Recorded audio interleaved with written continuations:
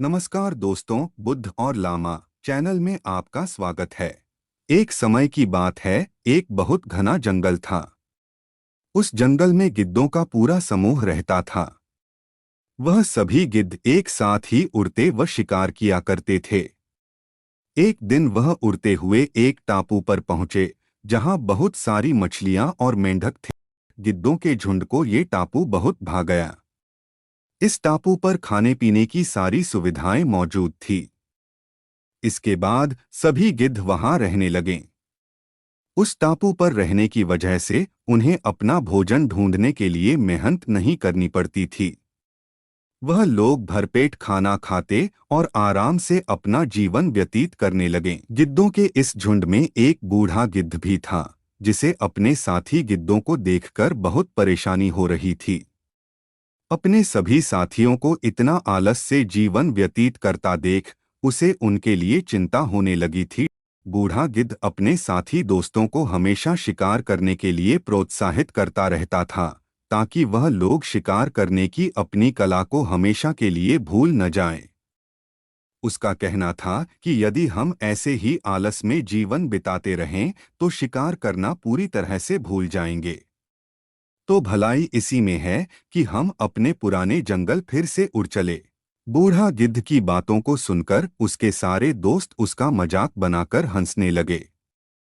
साथी गिद्धों ने कहा कि बूढ़ा हो जाने के कारण इनका दिमाग काम नहीं कर रहा है, इसलिए यह हमें यह आराम की जिंदगी छोड़कर जीने की नसीहत दे रहे हैं।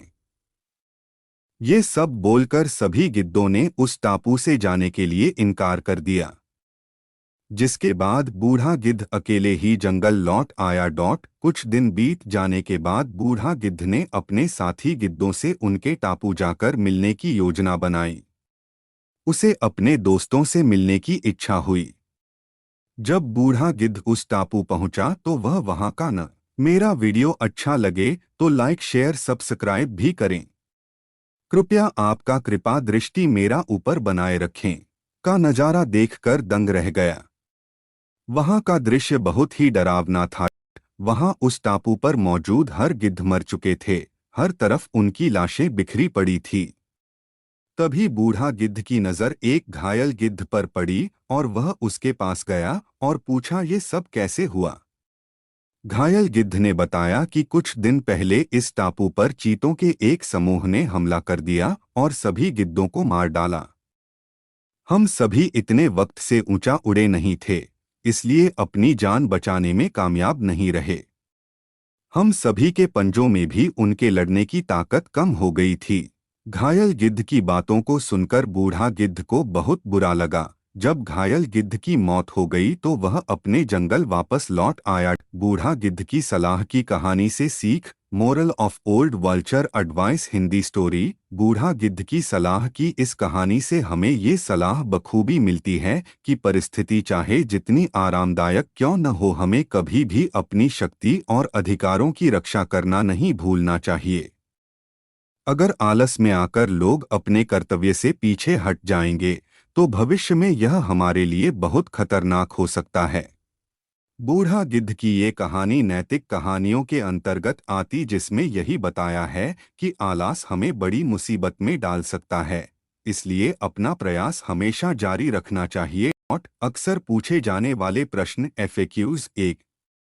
बूढ़ा गिद्ध की सलाह की नैतिक कहानी क्या है?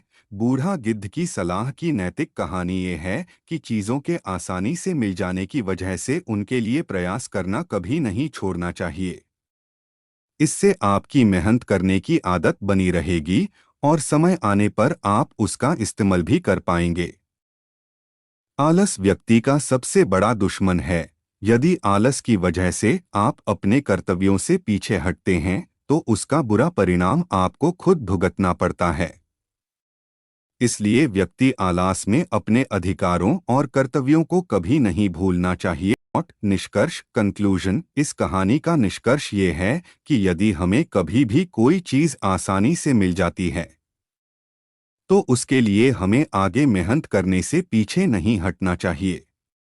जो आपकी शक्ति है और जिसमें आप माहिर हैं, उसे करते रहने से ही आपको फायदा होगा। यदि आप अपनी शक्तियों का प्रयोग करना बंद कर देते हैं तो अंत में आपको ही नुकसान भुगतना पड़ेगा।